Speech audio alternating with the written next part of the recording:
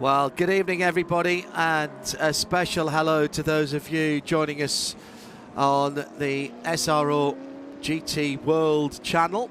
Bruce Jones and John Hindorf with you at Circuit de Spa-Francorchamps for the second round of 2026 of the new Le Mans Classic Series by Peter Auto. It is the Spark Classic, and delighted to say that the GT3 Revival Series is our next action on the track. I suppose you'd say, Bruce, this is the natural addition to this series, to Le Mans Classic, that hasn't been tinkered with. The format hasn't been changed since the first Le Mans Classic over a quarter of a century ago. But what we are going to witness now for the first time here at Spa in this event are the cars that will have brought many people into endurance racing, the cars based on street cars, albeit very exotic street cars, that really transformed how we look at GT and endurance racing. 100%. It's grown like Topsy. It's now 2006 was when GT3 hit the ground, and it hit the ground running. It's expanded all around the world, and it is now a historic category. The opening round of GT3 Revival Series was held at Paul Ricard. This is the first time it's been, the SRO event down there. First time it's been on the program here with us in the Le Mans Classic Series, and it has arrived with a packed field of cars, 11 different manufacturers being represented, which is fantastic. And you can really pick whichever one you like the most in terms of the road cars. But we've got people who are contemporary GT3 runners coming to play in this, but a lot of people who were there in the early years. I'm thinking of people like Jean-Luc Bobelic, Eric Debar, and a lot of other names are lining up. This is a Johnny growth Seiler. formula. Exactly so. And what we have is a grid that is led by two Aston Martins from a Mercedes SLS. I haven't seen one of those race for years, with those crazy doors that used to be so difficult to shut, gull-wing doors. And then a Nissan right at the sharp end, one of the GT Academy cars. Brian Heitcotter's old car, the American racer, was one of the winners of that series around the world. A famous movie went with it as well. But right now, these are the cars that I can squint and think, I was here when these were racing the Spa 24 Hours. I saw the first race at Silverstone for GT3, and funny enough, I was in the Nissan hospitality calling the race for their guests, and that it seems like yesterday to me, but of course it's more than 20 years ago, and that's why this fits so beautifully into the extended Le Mans Classic that we'll have this year. Yeah, indeed. Different format, but it's going to be every year different mix of cars, alternating between the older and the younger, which is basically a very simplified way of doing it. But it does mean a lot of cars from more recent years are now on the tail end of that programme, bringing it closer to date, which is effectively probably the equivalent distance when the Le Mans Classic was started to the youngest category is much the same as it is now with GT3 coming into the show. But it depends what you like the most. And I tell you what, Aston Martin V12 Vantage, they do sound brilliant, and they've obviously gone very well. Jonathan Mitchell, who was just out in the 60s endurance 2-hour race, he's hopping from E-Type after an hour or so to cool down straight into this, and he's joined by Guido Dumoulin on the front row of the grid as well. There's Dumoulin's green Vantage. So 3 V12 cars on the front end of this field, and then the GTR Nismo, which is that'll be the 6-cylinder car. RDR8 LMS, 10-cylinder car. How do you like your variety then in terms of how many cylinders that you've got? The Ford GT, the Maytech car as well in there, the Ferrari 458, another trio of Audis, then a McLaren MP412C, the different manufacturer, and the Callaway Corvette, of course, a little bit reticent to get involved in GT3 in the early years. They've thrown themselves at it much more now, but that allowed people like the Callaway concern, as the Maytech actually with the Ford, to get involved with the blessing and build the cars and go race them. And just want to give a shout out for one of the preparing teams of the Haribo sponsored SLS Mercedes. Seen Rob Huff near that, but they were the very nice people from Motor Historics who brought us a plate of scones with cream and strawberries and sandwiches mid-afternoon to keep the standards high in the commentary box. We gave it a go, but thank you very much indeed. Just saw Rob Huff helping out, so I suggest it's his teammate who'll be kicking off. That's Philip Kadori, who's already been racing here this weekend in a Ferrari F430. Cars of a very similar vintage, but just remember, with GT3, there was the thing called balance of performance, and the idea is that the manufacturers can come with cars of different shapes, different engine configurations, but across the manufacturer field there should be a balance that they should all achieve an equal lap time. It took a lot of computer shuffling and they seemed to get it right, and that brought in more and more manufacturers. You may have noticed that as yet we haven't mentioned Porsche, and how can you not mention Porsche when there are sports cars on the track? The first Porsche is the David Harrison driven Lions Speed GP 997 GT3R. Running in 17th position for the number 5, and that is in the AM2 category. There's a Pro-Am category and an Am category for the different classes of cars. We'll not dilute what's going on with that at the moment. When we get to the end of the race, we'll tell you who's won each class, but I just want to see these cars racing. Exactly so. Never overcomplicate things. In fact, there are 2 AM categories, AM1 and AM2. We'll come to that, but at the front end, we've got an AM2 car on pole position, Jonathan Mitchell on board, the number 7 Aston Martin, and that is going to take some beating. But just wait through the course of this race, and there are going to be some drivers who are doing the second half who are going to come forward. It's a 50-minute race, and just look at those cars. Some of those liveries you've forgotten and suddenly remember all over again. Others in their own unique livery that weren't raced in period, but they've brought the cars here, decided they will look GTR, Nismo, GT3. Andrew, driver of some repute. I've known him for a long time, and he never gives anything less than his best. This is a 50-minute race. There's a pit stop race as well, and therefore you've got to time your pit stop within the pit window.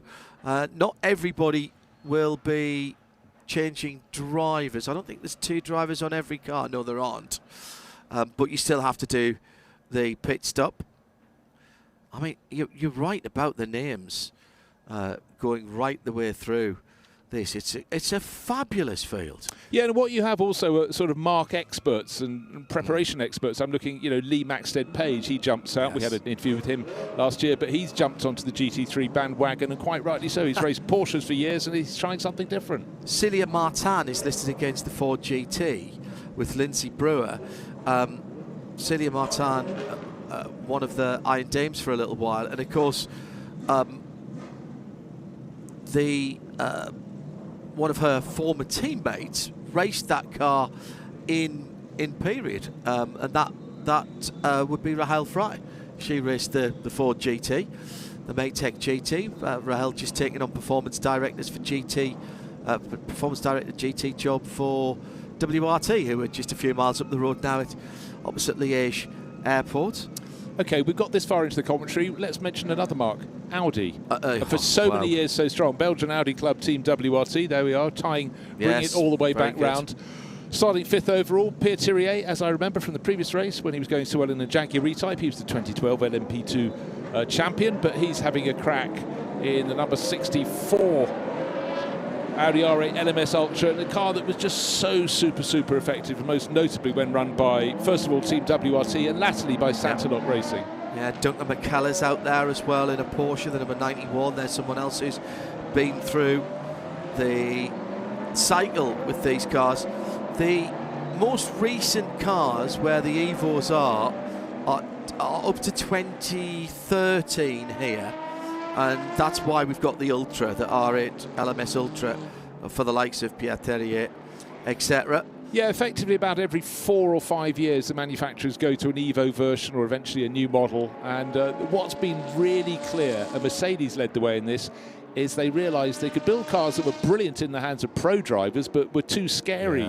And too on edge for an AM, but it's always been, you need AMs in this, you need them to bring the money in, they want to race the cars, and so all these cars are considerably more user-friendly.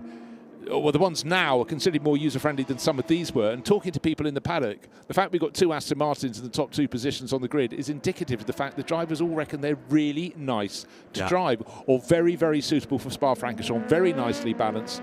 So who's it going to be? Jonathan Mitchell, Guido Dumoulin. Guido races here a lot. He races at Nürburgring a lot as well, just over the border.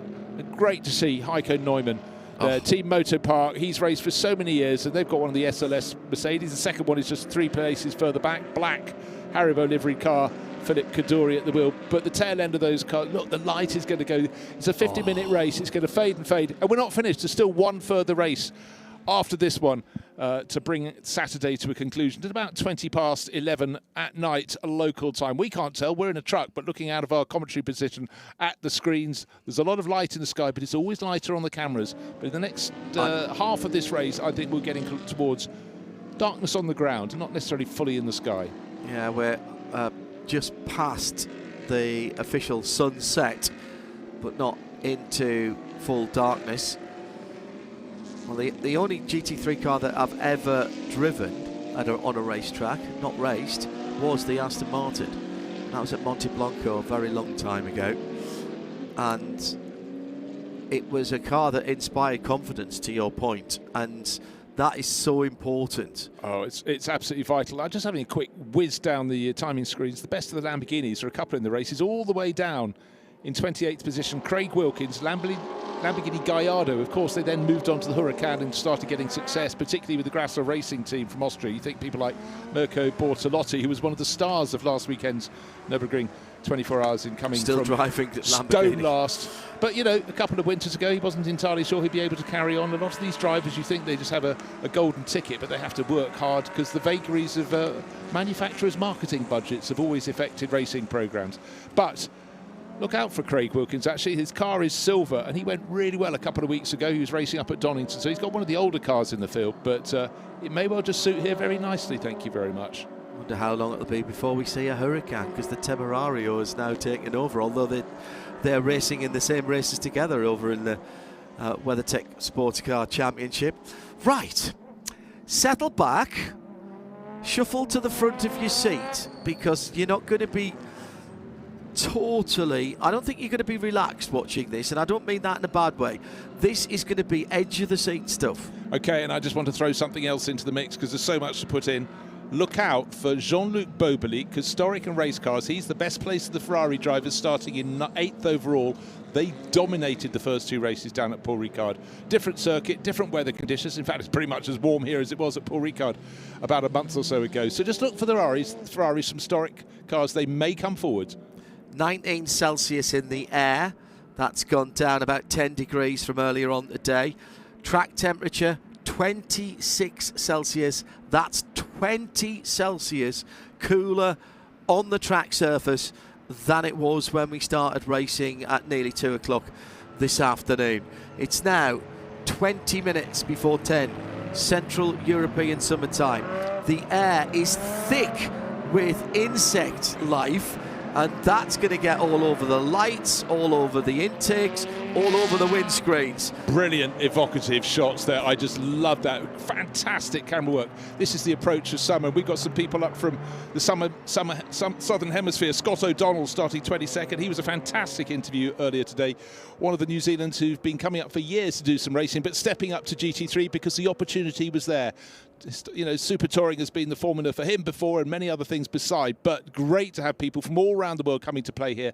And of course they would. It's Spa-Francorchamps, but more than that, the GT3 Revival Series, produced in conjunction with SRO's Stefan Rattel organisation, I think this is the start of something very, very special. 2 Aston Martins on the front row. Is it going to be Jonathan Mitchell or Guido Dumoulin in the green?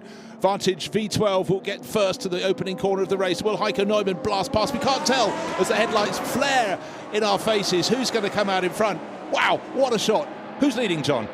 Yes, Bruce, is the answer. I think it's the Aston from pole, actually. Jonathan Mitchell looked like he just held on to it. He didn't feel the need to move all the way to the right-hand side. Couple of bits of gravel being thrown up further down the field. That was the number 45 Aston that went a little bit wide. That's the Yates. Sorry, no, that was an Audi that went off wide there with Sam Yates behind the wheel. Yeah, well, I actually thought there was contact for about 4th or 5th position, but Jonathan Mitchell got the job done, leading from Guido Dumouriez into La Source for the first time, and then importantly down the slope with a bit of an advantage into the dip at Eau Rouge, fiercely up to Radillon, and then with the lights ablaze again, trying to pick out the front runners. It's still the 2 Aston Martins. In 3rd place, Heiko Neumann. 4th place is Andrew Bentley in that Nissan Nismo. So as they were on the grid, which I wouldn't have necessarily predicted, but look, as the light is fading fast, some of the famous liveries, Leopard, that was one of the liveries back in period, so great to see that. But if you're looking for a Ferrari at the front, you'll have to bide your time a little bit. Down in 8th place for Jean-Luc Bobelic. Andrew Bentley for Team Parker Racing in that car. There's a name that has been right through British and European motorsport at pretty much every level, and interesting to see the different shapes. And this is what GT3 and the oft cursed 3 letters of BOP, balance of performance. People will tell you that balance of performance is bad. Without balance of performance, you could not get a Nissan GTR, only a 2-wheel drive car, by the way, not allowed the all-wheel drive, against a much sleeker silhouette of a McLaren or a Ferrari. Without those balance of performance, you couldn't get the rear engine Porsches running against the mid and front engine you cars. You couldn't have had the Bentley Continental. You couldn't have had the BMW 6 Series. Where is the Bentley? Get some Bentleys coming. That will bring more people in. So I'm afraid when I hear people from other categories talking about balanced performance and being snooty, I've watched a whole heap of these races all around the world, and the racing is great, and what's to complain? And as I said, 11 manufacturers coming to play only because they were all able to have an equal opportunity. Of course, it's then up to the teams, it's up to the drivers, but you know, people can be very, very parochial in motorsport, and I do feel very strongly, and I think the proof of the pudding, I agree. We're here with this as a historic racing category, and they're rock solid. These cars are made to race 24 hours. It's sometimes you get cars that are sort of engineered to the point they're good for a maximum of an hour. That's no use, and they knew that because the race here, the Spa 24 Hours, is the flagship event, always has been since SRO started GT3. So the proof of the pudding is in the eating, and it's a rich recipe that we have here. The 2 Astons pulling away.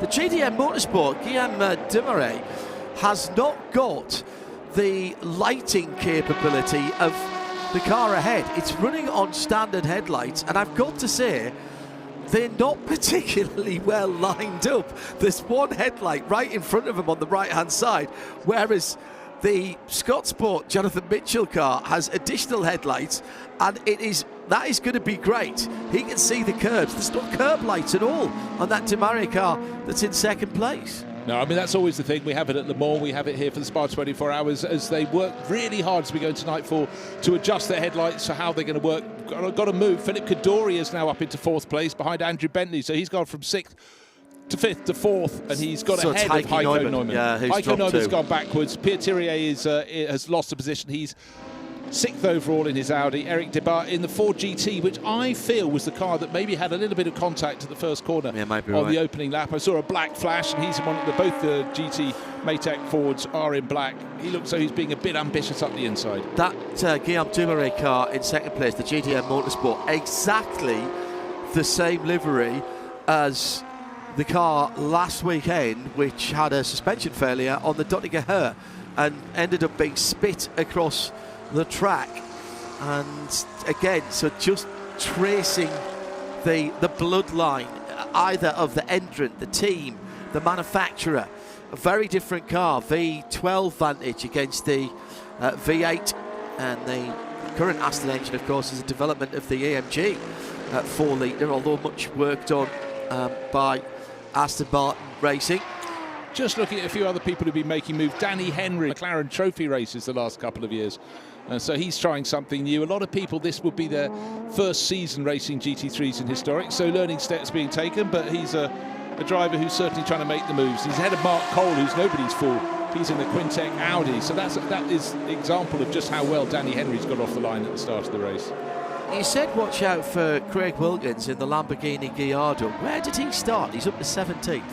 He started either 28th or 29th, at the bottom of my timing screen. So clearly having a little bit of knowledge goes a long way from time to time.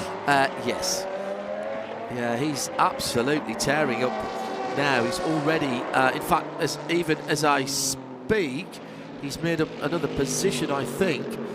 And yeah, he's up to as I say, he's up to 17th position, and he's only 25 seconds off the leaders. So keep an eye on that over the next 45 minutes or so. Light fading.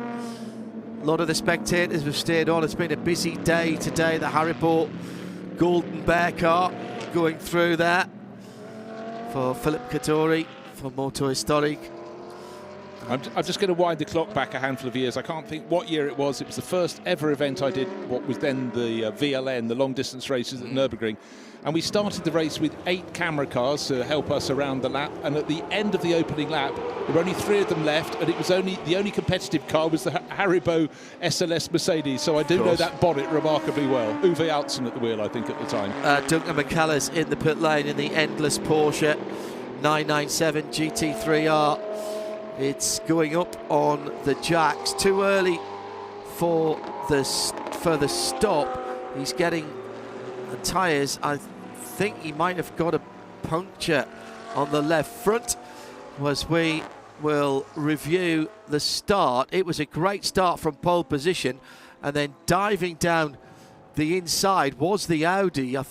No, that was the Ford. You were spot on, Bruce. Happens every now and again. In fact, it's really interesting looking at that replay at the start, because, of course, we saw it from head-on, where we were completely dazzled by the field of 40 sets of headlights coming our way. But as seen from the back, clean start by Jonathan Mitchell from pole position. Guido Dumouriez neat in second place. In fact, the top 4 positions, if we recall, were unshuffled, but a few great moves from further back. And the one from Eric Debar, he's running in 7th, so he's pretty much where he was. But there was a little bit of push and shove on the inside. So Aston Martin's first and second as 3 laps go on the board. 1.4 seconds between them last time. 1.1. Guido Dumouriez getting a little bit closer in second place. Up to La Source they go. Starting to make a bit of a gap. The next car is Andrew Bentley, 3rd overall, but he's 3.8 seconds further down. So those Aston Martins escaping. Still the gravel on the track.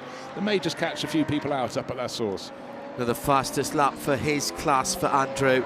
He was the fastest car on lap 2. He's about the 2nd, 3rd fastest car on lap 3. The 2 leaders in the Astons just beginning to stretch their legs with the V12s. And the Team Parker Racing car then in 3rd. Then Moto Historics with Philip Kadori in the first two. The SLS's Team Motor Park. Heiko Neumann in the number 65 in AM2. So the leading 2 cars are the leaders in AM2 and Pro AM2. The AM1 leader is Eric Debad in the Ford GT, the Maytech car, in 7th position. We'll just keep you up to date with that, but those are the class leaders at the moment. The battle is at the front of the field between the 2 AMR Vantages.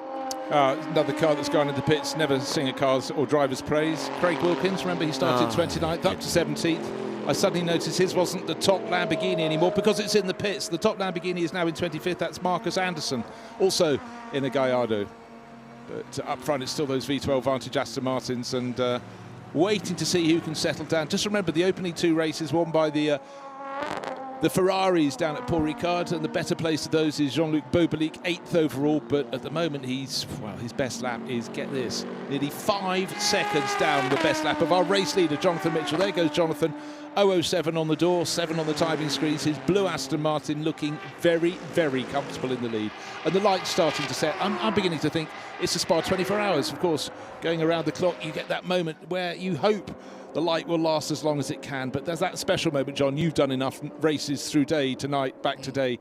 There's a soft light you get in the changing, and that's what we're enjoying now. I remember the first time that we did the full Spa 24 hours. We were the first broadcaster to do it with RSL, go all the way through. And what a great event that was, with its roots in touring car racing, turned into a GT race by SRO, and regularly over 70 cars racing in different categories, not for the cars in terms of the potential performance, but for the drivers.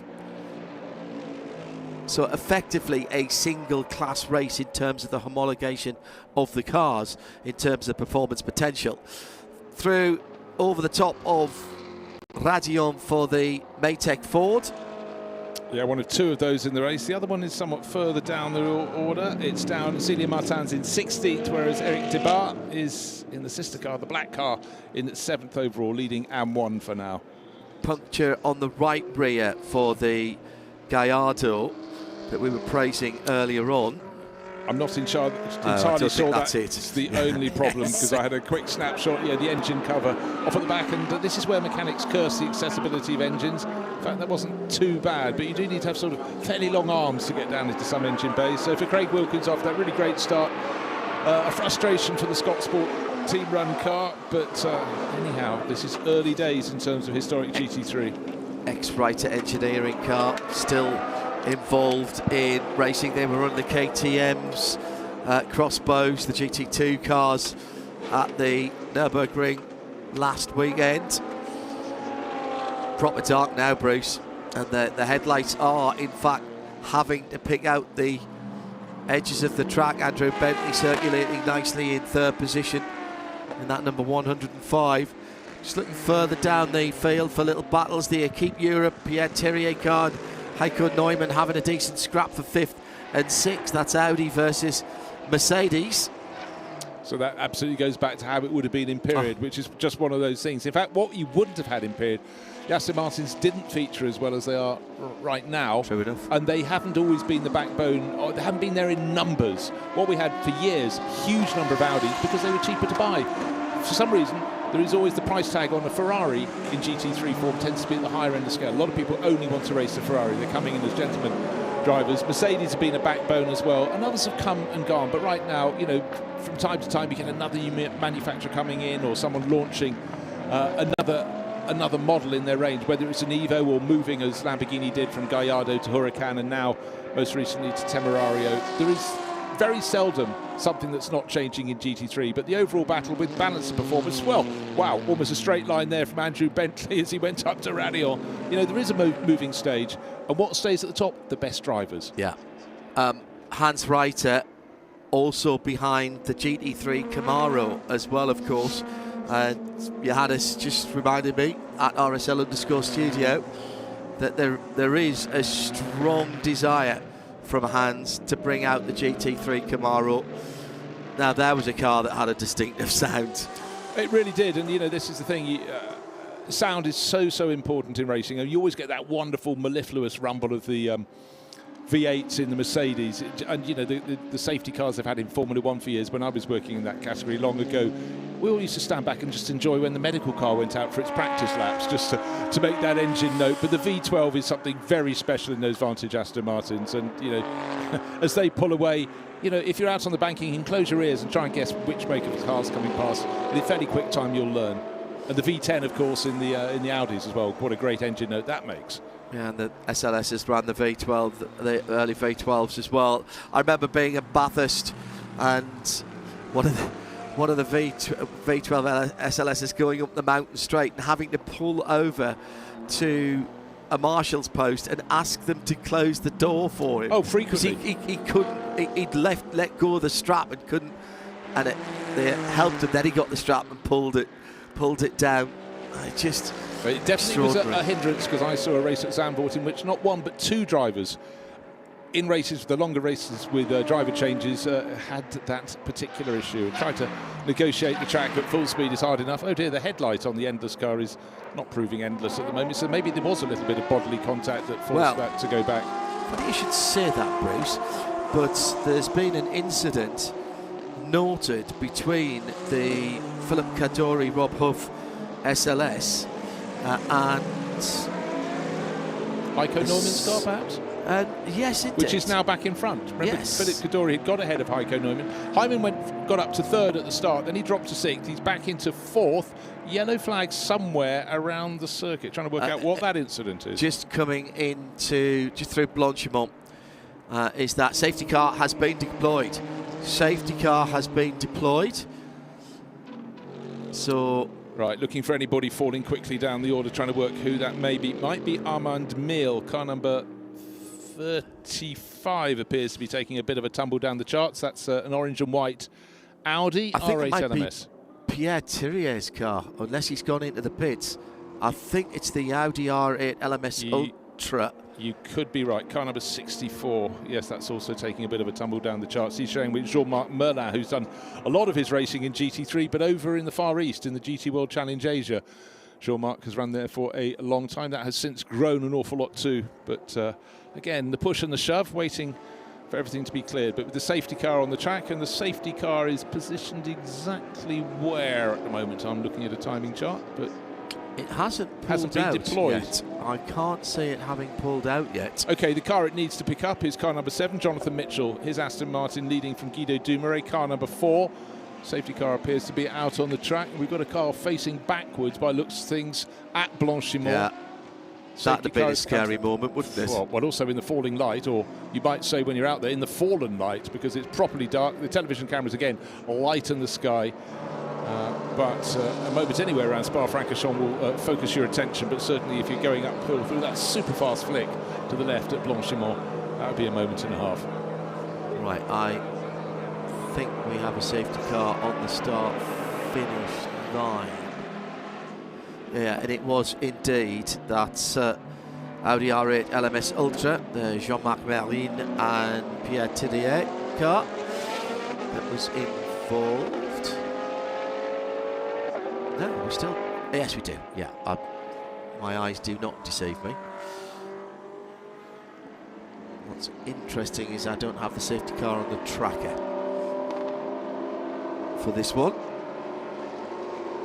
Okay, what you need to know is before the safety car came out, Jonathan Mitchell had a lead of just over a second from Guido Dumouriez. It's Aston Martin V12 Vantage from Aston Martin V12 Vantage. They then had an advantage of about 3 seconds over Andrew Bentley, but Andrew is listed as 16 seconds further back in third place in the Nissan at the moment. The car is out on the track, waiting to pick up everybody as they come down the hill. No, the car behind is not the one they want. That's a Callaway Corvette by the looks of things. That can go by. Wave by for that car. Quite hard for the driver to see. Actually, it's really dark here now at Spa-Francorchamps. And again, just driver not wanting to take the message just until he's confident that it's the correct message. Safety car. What they'll do is the safety car will pull over on the Camel Straight and indicate for the cars to go through.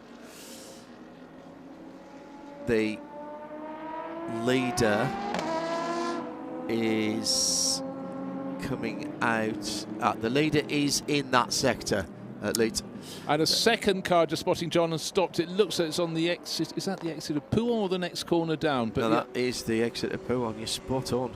So off on driver's left, which is the right-hand side of the screen from our camera. So we did spot 2 cars dropping down the order. Pierre Thidier seems, we think, to be the one who went off at Did we get Blanchimont. the Arnaud Mille 35 car in yeah, the what pit I said, lane? no, because in the pit lane, because I thought that was the other one that may be a candidate for going off, the orange and white Audi car number 35. I think that is the other one. Okay. I think that's 2 Pro-Am 2 cars.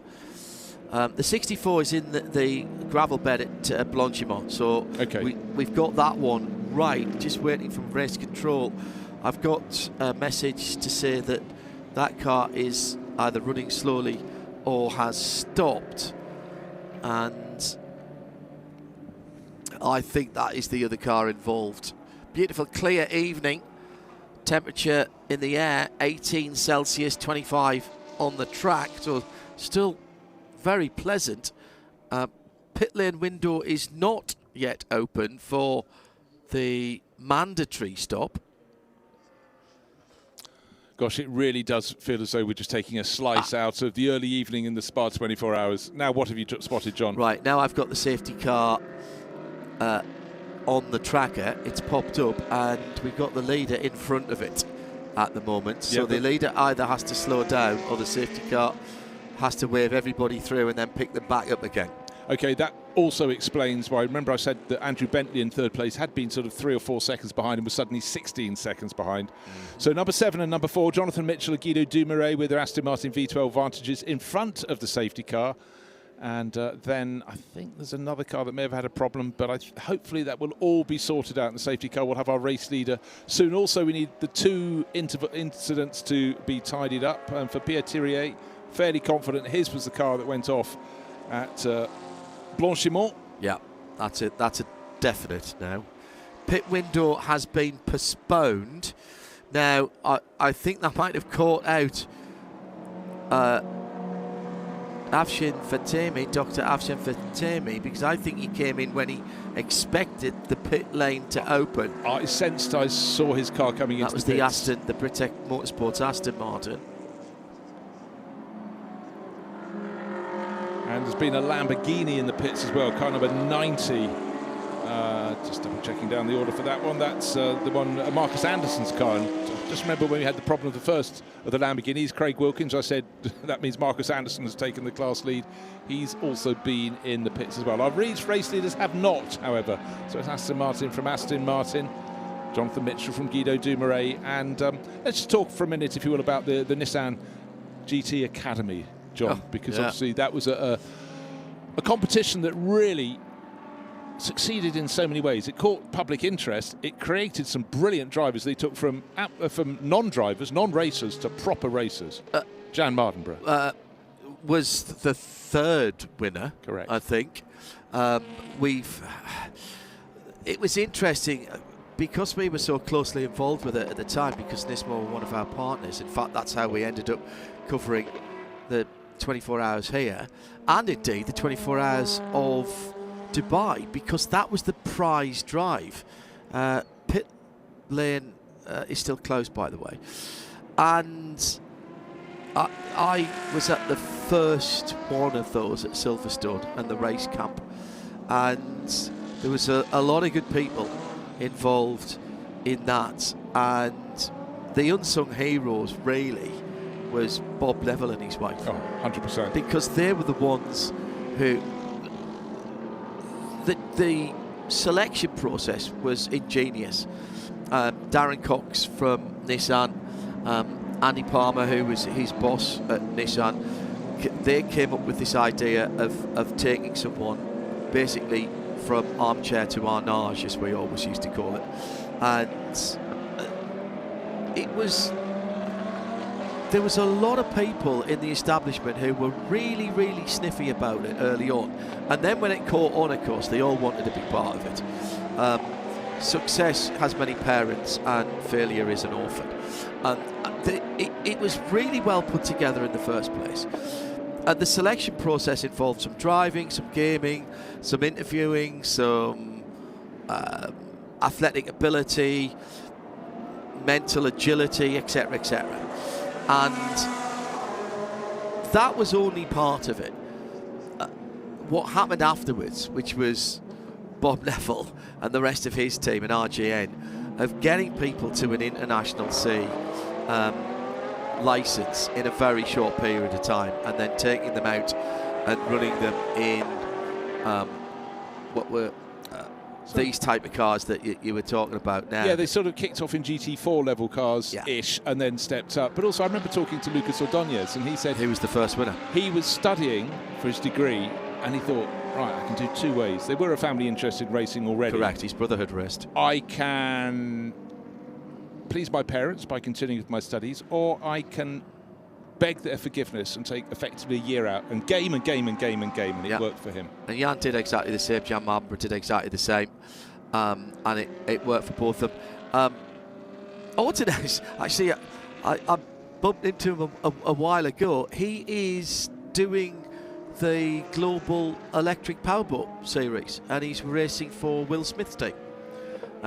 So, still racing, just doing something a little bit different. Wolfie Reep, the German, came through it. Brian Highcotter was the first. It got split, and there was a North American winner as well. Of course, Jan Mardenborough was the one who went on to Le Mans. The thing that was very different about that, Bruce, was that after you won the competition and had your prize drive, very many of these things go, thanks very much, shake your hand. We've got someone else coming now. Yeah, we're going to do it again next year.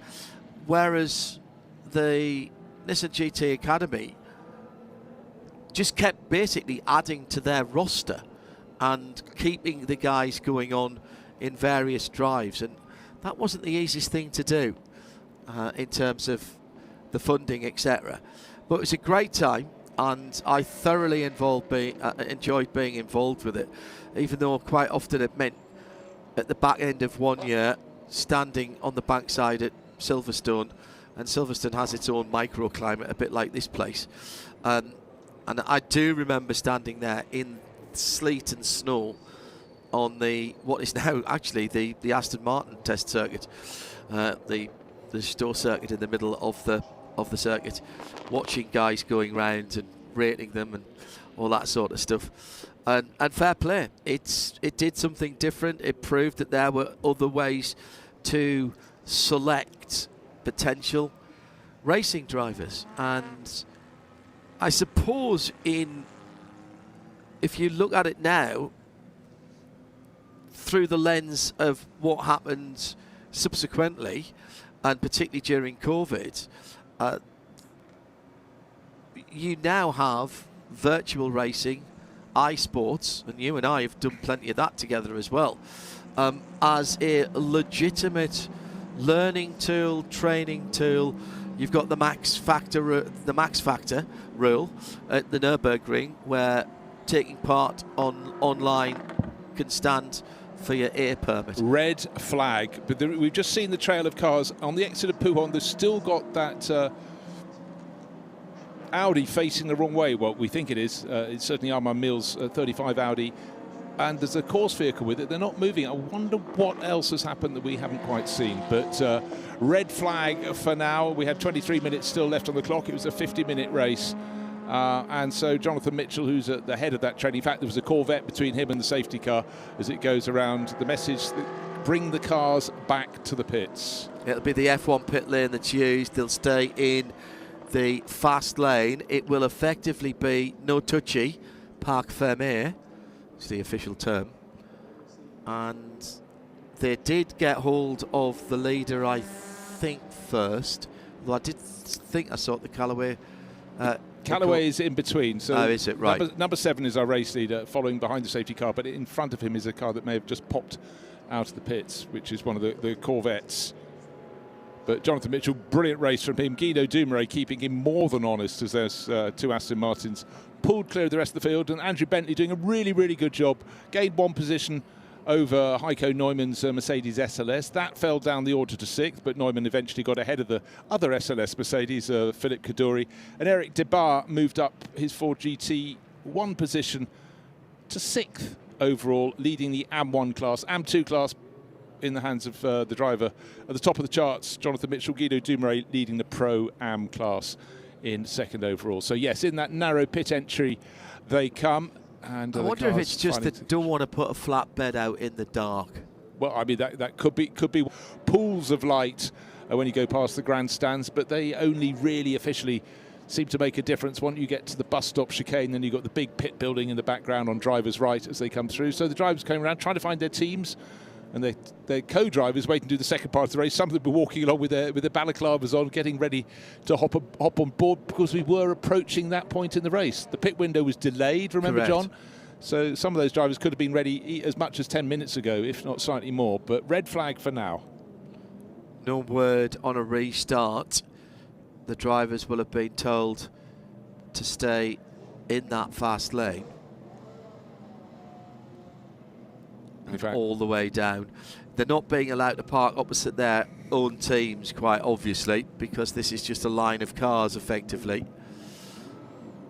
And the only 2 cars that I haven't seen come around are the 2 that we've been mentioning. The one that we knew that was in the gravel trap at Blanchimont, which is the white, or silver actually, with the red stripe on it, the darker red stripe of Jean-Marc Merlin and Pierre Thirier, and the 35, which is the tangerine and white Armand Mille number 35, both 2013 cars, both Audis, but 2 completely separate incidents. I do not think they were linked at all, Bruce. Different parts of the circuit.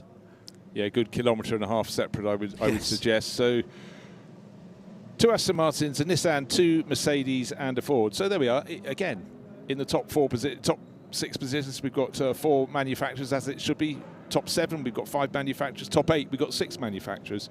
So, and in fact, in the top 10, we have 7 different manufacturers. So again, that is the essence. That was one of the reasons that GT3 worked as well. And for a lot of people, they had their own favourite manufacturer. They wanted to come on board with them. And so at certain points, certain marques had far more domination of the field than other times. Right now, it's incredibly even, Steve, both on the historic scene here in the GT3 Revival Series and, of course, in the GT World Challenge.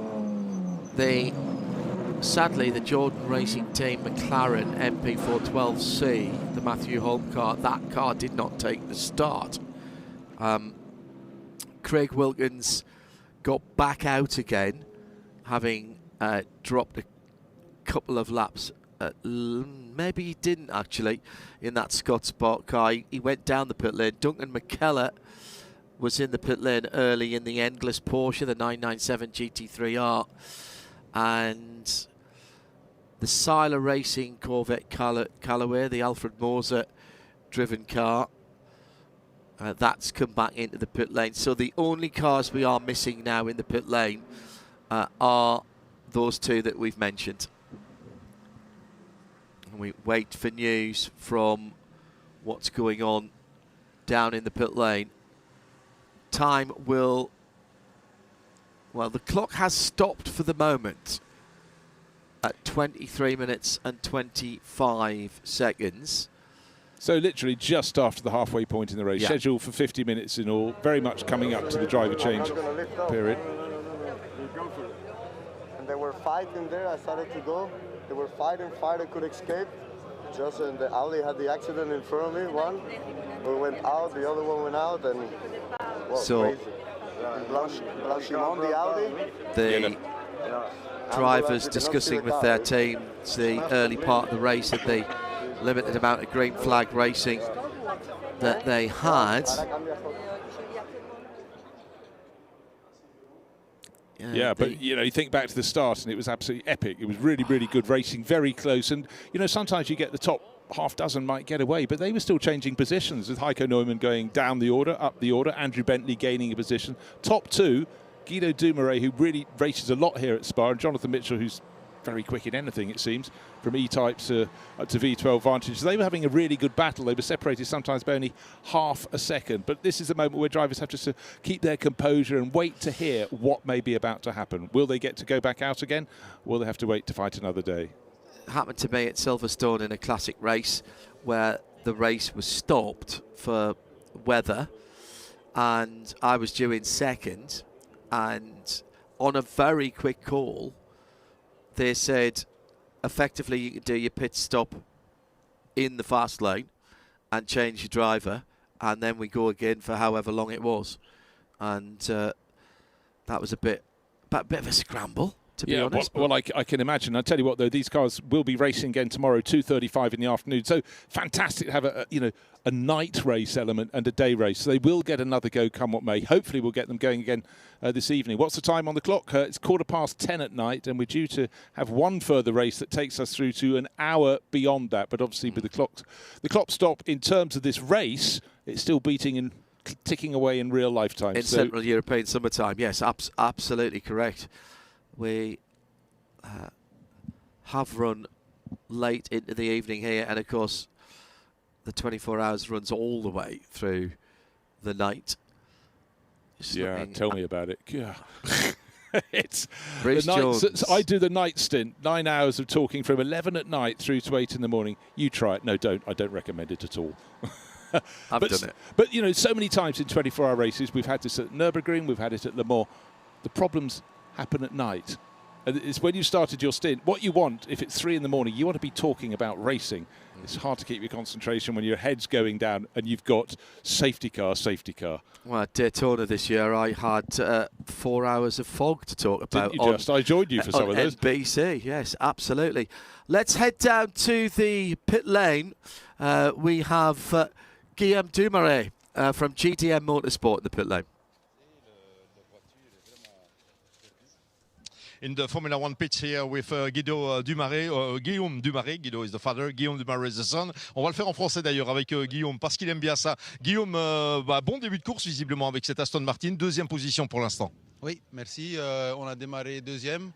J'ai pu garder la position malgré une petite touchette dans le premier virage. Mais bon, j'ai pu suivre le tempo du premier, je suis content avec ça.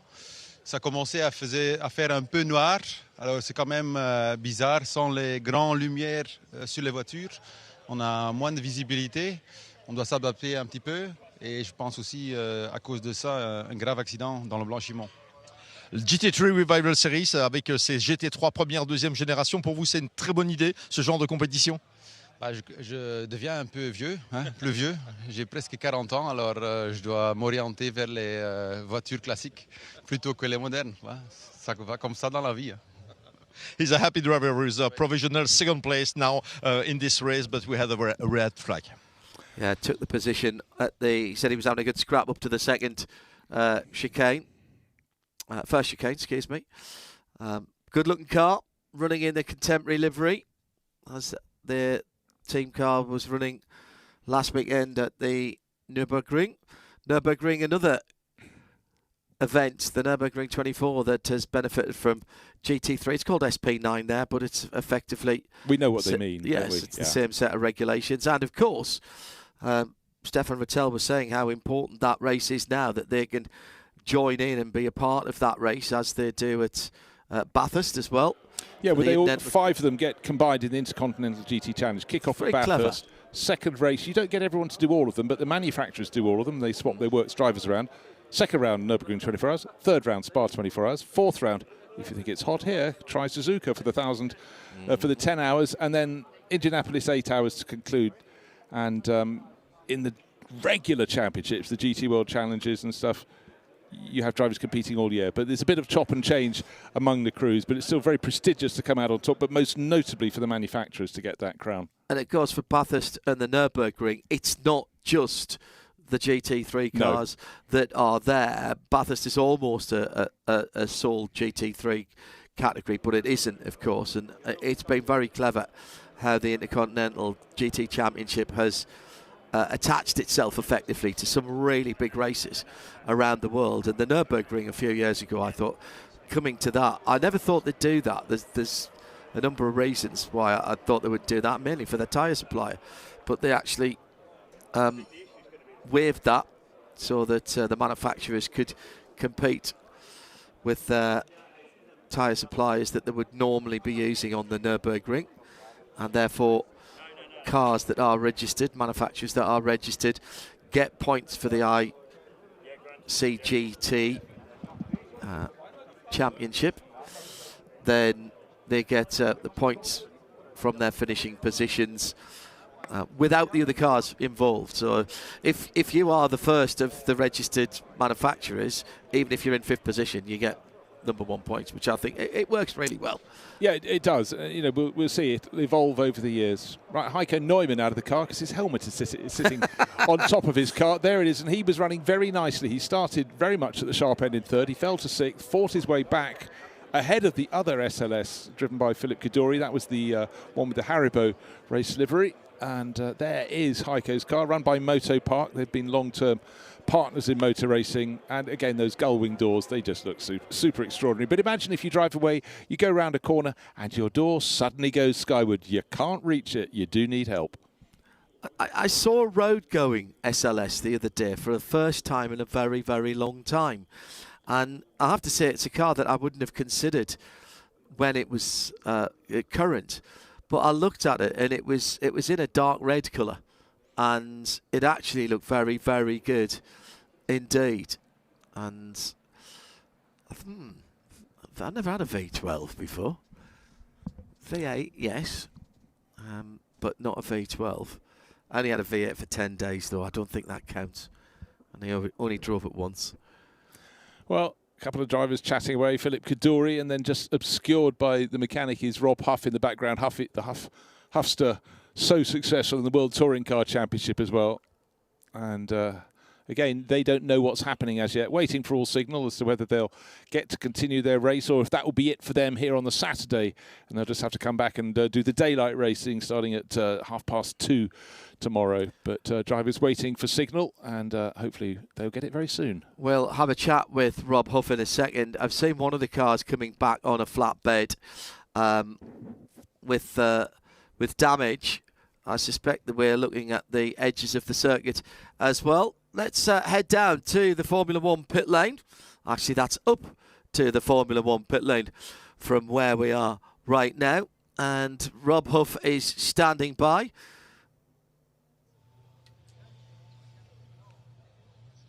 And I'm very happy to be in the pit lane with two close friends, it seems. Rob Huff, how was it this first part of the race, except of the crash, of course? How was it for you? Yeah, for me it was great. I was stood in the pit lane watching Philip do a fantastic job. Yeah, I mean, it's great to see so many cars out at Spa in the night. You know, I was driving these GT3s back in 2014-15, so for Philip to invite me to come and drive the Haribo car is an absolute pleasure. Good idea for you to organize this championship with the older GT3? Yeah, I mean, I'm becoming quite a historic driver now. I started in historics, I never left them alone, and a 2015 historic GT3 is great for me. I thought you meant you were a historic driver. All right, thanks, Philip. Just 'cause you're a bit young. He's a legendary driver. Philippe Calorie, how was the first stint then? Dark. It's a new car for me. I'm really glad that Huffy's along with me because he's been able to really teach me how to drive the car. We have one of his engineers, Nino, who ran him in period.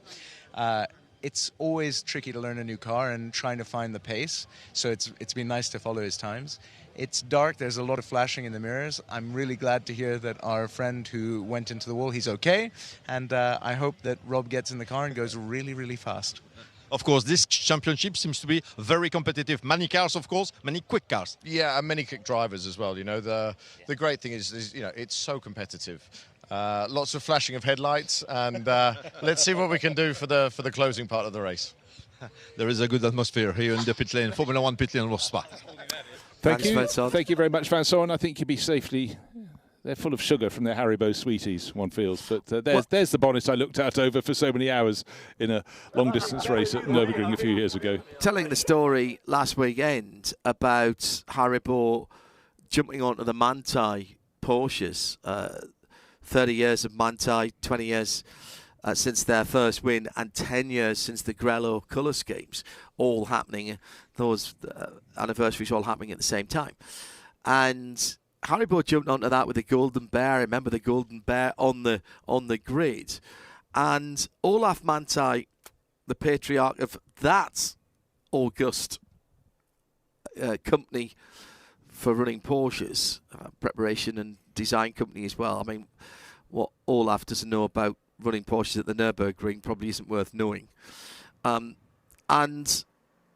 there was a special edition N24 packets of Haribo, and which was nice. You thought, well, that's, you know, you're activating your sponsorship. That's great.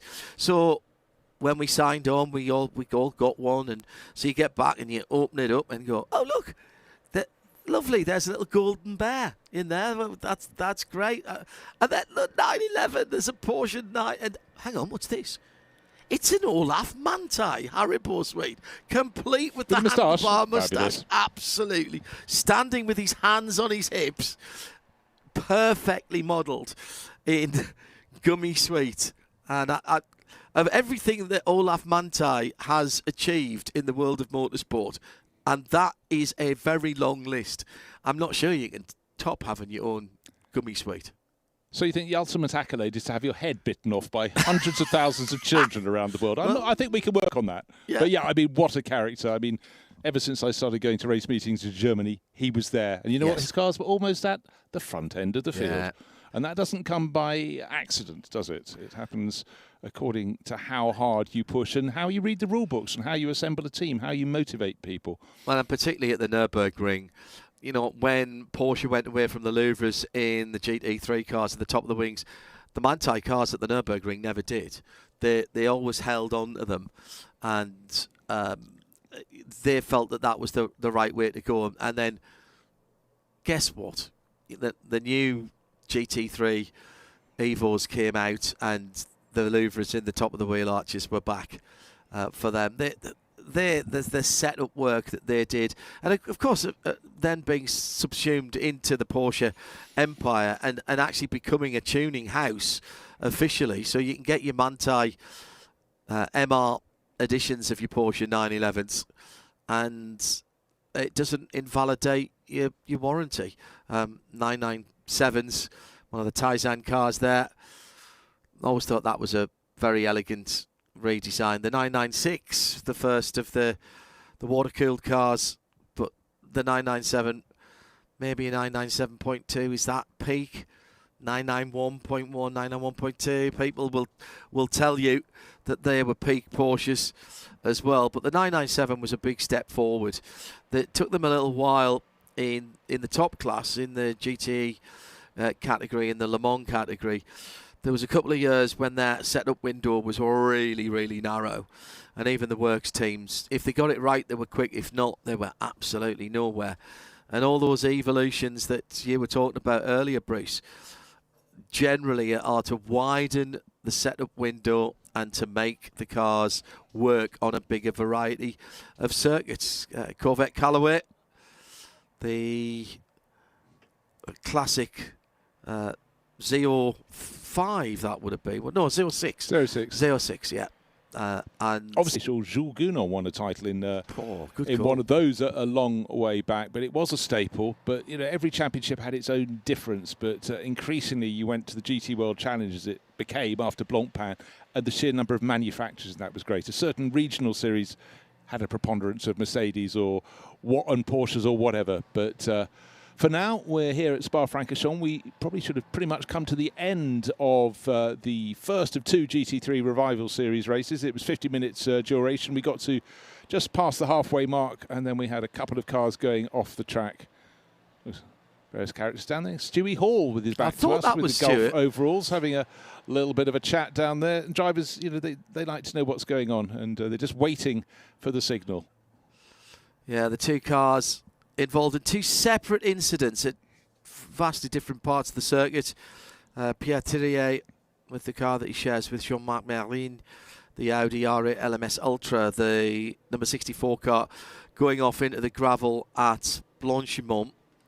And the other car, another Audi actually, Armand Mille, in another 2013 Audi R8 LMS Ultra, the tangerine and white number 35 car. That was facing the wrong way coming out of Pouhon before they got down to Fagnes on driver's left. But it appeared that car had rotated, looked to be facing in the wrong direction. So safety car came out originally, and then a red flag called. Clock stopped with 23.5 minutes to go, let's call it. No pit stops had been, no mandatory pit stops had been affected. They were suspended, postponed. The pit lane opening was postponed. So we've had no mandatory pit stops. There have been some cars down the pit lane for remedial work to be done on them. Notably, Philippe Collinson in the Ferrari for TP Autosport. The Anderson Racing Team, Marcus Anderson's Gallardo was in, wasn't it? In fact, both of the Gallardos were in because Craig Wilkins, having had a cracking start, came in. He'd had a tyre issue of some description. Yeah, they were also checking in the engine bay on that Gallardo. Yeah.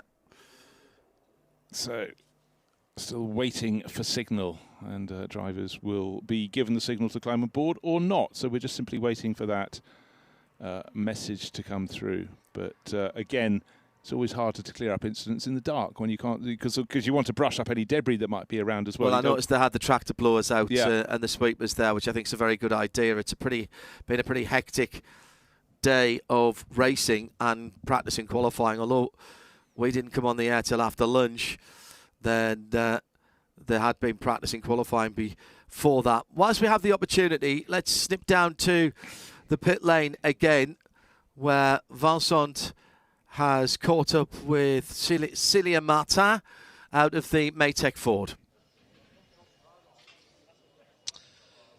A wonderful 4GT Maytech for Célia Martin and her co-driver Lindsay Brewer, who's in the car now, who jumped out of the car. We'll make the interview in French. Célia, vous étiez dans la voiture pour la première partie de cette épreuve. Ça s'est globalement passé comment? C'était mouvementé. Le départ était en feu. J'ai eu un contact à Bruxelles, donc perdu un peu l'arrière, mais la voiture a l'air de n'avoir aucune séquelle à part une petite jante, donc ça c'est rien. Donc non. Et après, il fallait juste être patiente, essayer de profiter des faits de course. Bon, le dernier fait de course, c'est ouais. Il y a pas mal de réparations. J'espère que le pilote va bien. J'espère. Et ouais. Je pense que j'ai fait quelques dépassements, du coup c'était sympa avec les gars de derrière et de devant, la Porsche de devant notamment, la Land Speed, c'était cool, je m'amusais un peu comme ça, c'est ce que je préfère quand on se bataille. Alors avec ce type de voiture que vous connaissez bien évidemment de l'endurance de l'année dernière, on sait que les courses sont généralement rudes. Quand on débarque en historique, on se dit que ça va peut-être être un peu plus calme, en fait c'est pas si calme que ça. Non, j'ai envie de dire c'est l'inverse, si je peux être honnête. Moi, parce que je suis habituée aux courses souvent de 6 heures, même plus. Donc généralement, mon job, c'est vraiment de pas faire d'erreurs, essayer d'être clean, éviter les dramas. Mais bon, le format est bien plus court ici, donc je comprends qu'il y ait un peu plus de sang chaud. Mais généralement, j'arrive à tirer profit des situations comme ça. Je suis un peu aux aguets et puis après, j'essaie de profiter, ouais. It was a wild first part of the race for Célia Martin. As it was for all the other drivers. Thank you very much, Vincent and Celia, a recent member of the Iron Dames team, and great to have her on board, sharing with American racer Lindsay Brewer, just waiting for all signals, some wanting to get on board to hope to do the second part of this race. We're still waiting for a message. I don't know if John's managed to find one recently. The drivers, clearly, if the message had gone, would be getting on board, but we're waiting for that to be issued. Yeah, just waiting for that to come through. There'll be work going on, I'm sure, at both Blanchimont and the other incident site, just to make sure that all of the safety equipment at the side of the circuit. Lindsay Brewer sharing with Celia. Great to see those Ford GT Maytech models. They were fleetingly very, very successful, but they sort of left the scene as fast as they came upon it. But when you have a private company taking on a works, well, trying to guide a works manufacturer into racing, it's a big punt for them, and interesting days for them back in 2012, 2013. Lindsay and Celia getting a top 5 first time out.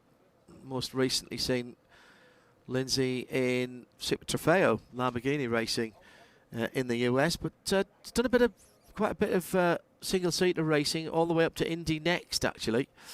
Back in 2024, Hunkos Hollinger Racing, and she's been racing for, I've got a feeling she was in 47 Motorsport in Super Trofeo. It's not one of the ones that I call. That's Brian Till and Ryan Marine.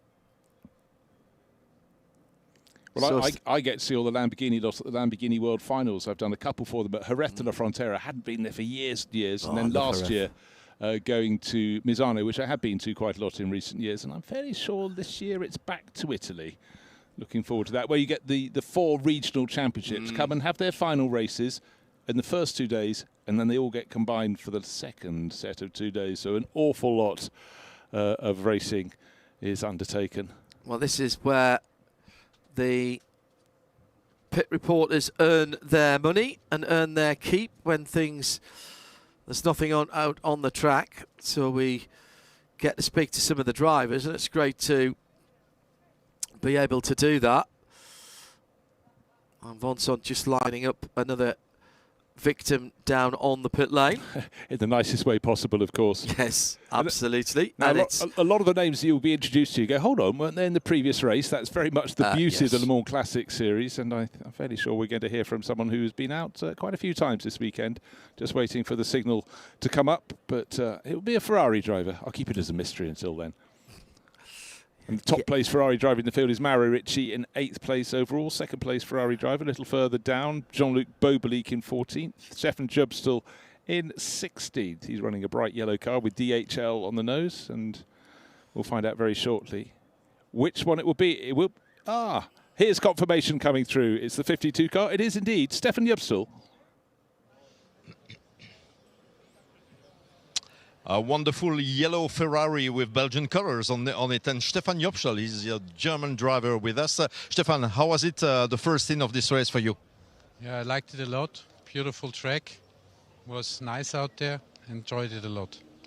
Your teammate, Stefan, is Thomas Much. Thomas Much is well known, of course, in competition, has a big experience. Can you learn something from him during such a weekend? Yes, a lot. I learn a lot from Thomas. That's why we also decided to do this together, and really great to learn from him. With his experience, it's great to drive with him, yeah. Well, about the atmosphere of the GT3 Revival Series, it's a new championship. It seems to be quite wide on the track. Yeah, but I like it. So I think it's great that we have it, and I like to be part of it, yeah. And what Stefan Jopschel can expect that the race can restart eventually in a few minutes. Well, we'll keep our fingers crossed for that. That would be great. And still holding the clock at 23.5 minutes to go. The clock would restart as we came out of the pit lane, and then there'd be at least a lap behind the safety car, which would be something in the region of a 5 to 6 minute lap. So I think you are realistically looking at maybe a 10 to 11 minutes, maybe a 12 or a 13 minute sprint. You're going to lose 12 minutes going round and doing a safety car start. I don't think they'd come straight back to green, straight out the pits. You'd do another lap. Well, we will particularly find if you're changing drivers. Yeah, exactly. So we will find out, and that's interesting because down on the entry list, Stefan was down to race solo, but bringing in Thomas Much, and again, that is very much the essence of GT racing. That you have a pro and an AM. The pro pays for it. The AM pays for it. The pro comes in and brings them forward in the field. And some drivers just come forward in leaps and bounds. Others don't always advance as much. That's the nature of the beast. But really, a very good, descriptive, patient GT3 Pro driver can be gold dust for an AM driver. Bring them on in leaps and bounds. And we will see that through the course of this year, the GT3 Revival Series. A lot of drivers driving these cars for the first time. A lot of the pros, certainly not their first time, as we heard from Rob Huff, racing these. But he was racing these 10, 11 years ago, 2014, 2015. And time moves on. And some people have raced, a good half a dozen of the manufacturer cars. So they're very good people to have on board. But again, they still have to be able to explain things to someone in a way they can understand. Well, particularly now that at GT3, at a Pro-Am level, is the GT category in the World Endurance Championship and therefore at Le Mans for the 24 hours, which is something that, I'll be honest, I never thought would happen. And so now what you have are works drivers who are paid by the manufacturers who have to have a non-pro driver in the car with them. It's normally a platinum, a silver, and a bronze now for that, and the job of the top driver, or a gold, a silver, and a bronze, is the job of that works driver to bring along the silver and the bronze to make sure that they are able to deliver consistent pace. Now, quite often, so if you look at somebody like Dan Harper, BMW junior driver, teamed up in Team WRT with Tony McIntosh and Parker Thompson. Now, Parker is a very experienced driver, should be a works driver by now, but he's still rated as a silver. Been with a couple of manufacturers, run Porsche Carrera Cup North America, was just by 2 weeks too old to go to the junior shootout, then plied his trade with Lexus for a couple of years in the States, and has had a relationship, driving relationship and a coaching relationship with Tony McIntosh for a while. They decide to go to the WEC. Dan Harper comes in and helps them both. In fairness, Dan has said to me, there's not much I can do for Parker in a good way because Parker knows where it's at. But it's not just good enough. The point I'm trying to make in a very long-winded way, but we've got time to do it, is it's not just good enough to be a good driver anymore. You have to be able to bring something else to the party. Now, we've got Just news. finally got news. Race will not restart. We're sitting at 22:11 at night. In fact, the last race of the day was due to have started very close now, in fact, at 5 minutes ago. So I'm afraid the GT3 Revival Series will be parked away now. They get to race again for a second time here at Spa-Francorchamps tomorrow in the early afternoon. But for now, they have to park up. I'm afraid it's taken a while to clear the circuit of the two incidents, both involving Audis. Car number 35 for Armand Miel and car number 64 for Pierre Thirier. Separate points on the circuit. But for now, session suspended. Boards were flashing in the pit lane. And then the message on the screen, race will not restart. All cars follow safety car to go to the paddock. And that's because their paddock is actually the other side of the road. It's on the left-hand side of the circuit. If you know where the rallycross circuit is, it's on the left-hand side as you go down the hill to Eau Rouge. That's where the cars are parked up. Is there a way to get off the track there, or do they? Yeah, when they go out, they can accelerate straight out onto Eau Rouge. The gate opens on the bottom. Yeah, so they don't have to go through the tunnelage there. No, don't have to scrape their wind mirrors on the road car. That's bad enough for a low, slow road car, as I know, going through there. I don't think I'd like to do it in a GT3 car without front axle lift. No, and fairly much they'd have to do a very sharp right if they came out at the spectator side of the tunnel. So, again, when you have an issue that needs clearing up, there's a protocol that has to be achieved that's suitable for everyone, has been discussed before. And, of course, for team managers, they have to read through an awful lot of extraneous rule bookery, as it's called in the business. It isn't really, but anyhow, it's late at night. And anyhow, so I'm afraid we don't get the second part of the first race because the clock has continued to count against them. But what we did see was a very strong run from two Aston Martins, Jonathan Mitchell and Guido Dumouriez. Andrew Bentley doing his very best to keep up in his Nissan, but the V12 Vantages did seem to have the legs on their rivals. And we're just delighted to hear some news that the driver, Pierre Thirier, is okay. So thank you very much from Race Control to let us know about that. We never want to say anything. We don't want speculation. We want crystal clear comments. So that is very good news indeed. But for now, the GT3 Revival Series is going to be parked up for the Saturday, but we'll be back on Sunday, and we are far from finished. We've got one more race today, the Endurance Racing Legends 2. That's for the GT2 runners, mainly Ferraris and Porsches, and we're not complaining about that.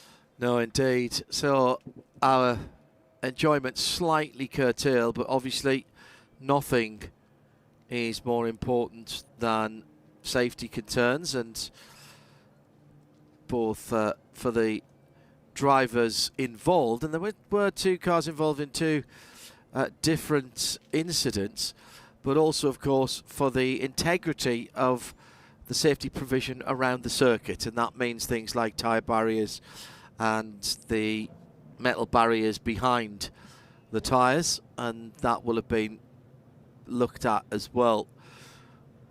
Blanchimont very quick, and in fact actually coming out of Pouhon was pretty quick as well, so both of the incidents happening at places that can cause significant damage to the infrastructure, the safety infrastructure of the circuit. So the drivers just reinstalling themselves in the cars, ready to be taken, to take them back at slow speed to the paddock area. So apologies for those of you joining us expecting to see some racing, and particularly for those of you on SRO's GT World channels. We'll continue our coverage tomorrow on the Le Mans Classic Series YouTube channel by Peter Auto here at Spa Classic. I must say, it's been brilliant since the inception of streaming, that you can watch anywhere in the world. I would have been a dangerous teenager. I wouldn't have left the house, I don't think, unless I was going to a racing circuit, because there's so much you can watch. And wherever you are in the world, good morning, good night, and somewhere in between. We haven't finished here at Spa-Francorchamps, though. We've still got one more race to go here on the Saturday, and hopefully that will be a cracker. But those drivers have already had their goes for the drivers who are waiting. It's taken a little while for this decision to be made, but that I'm not saying that as a criticism. All things have to be taken into consideration. So with about half the race lost there, no word yet about what points, if any, will be awarded for that. We had, I think, 3 or 4 green flag laps, and the rest either behind the safety car or time lost, as we just wait for the pit lane to clear. As Bruce says, the next scheduled race, endurance racing legends for GT2s, with the exception of a very brightly coloured Ferrari, a Chevy Corvette, and a Toyota Supra, there's an awful lot of Ferraris and Porsches to come, and I'm all right with that. I'll be quite honest. Mostly 996 GT3s, but there's a couple of 993s, at least one 993 that's in there, which obviously, as a 993 owner, I'm very happy still to see those cars going around. So cars moving away from the Formula 1 pit lane, they will go back to their paddock, which is on the left-hand side down the hill towards Eau Rouge, the opposite side of the track from the infield paddock, but they're in basically the circuit end of the giant grandstand-surrounded rallycross circuit. At the bottom of your image, you can see the cars turning in now. They go into Eau Rouge at rather a bated pace, double back to the left, and they park up in the tents just in front of the grandstands. Of course, there was a configuration of the circuit that not quite where they are going, but the circuit did go off to the left there, and then there was a hairpin, which was the Customs House hairpin, and then rejoined. The reason that it was called Customs House hairpin was because that used to be a border, and the borders around here have been relatively fluid. Fluid, flexible, moving here and there. It's very much where Germany comes pretty close to France and definitely to Belgium. So, yeah, over the years it has ebbed and flowed. So, unfortunately, red flag for the first of the 2 GT3 races here for the Revival Series, but we'll get the second go in daylight tomorrow. But I must say, as the light went down, it felt like a slice of the GT3 big one in terms of Spa 24 hours. That's coming later in about a month's time. So thank you if you've been joining us on SRO's GT World. Hope you'll come back and join us tomorrow, but not just for this GT3 race. Come back and join us for the rest. Here's the highlights.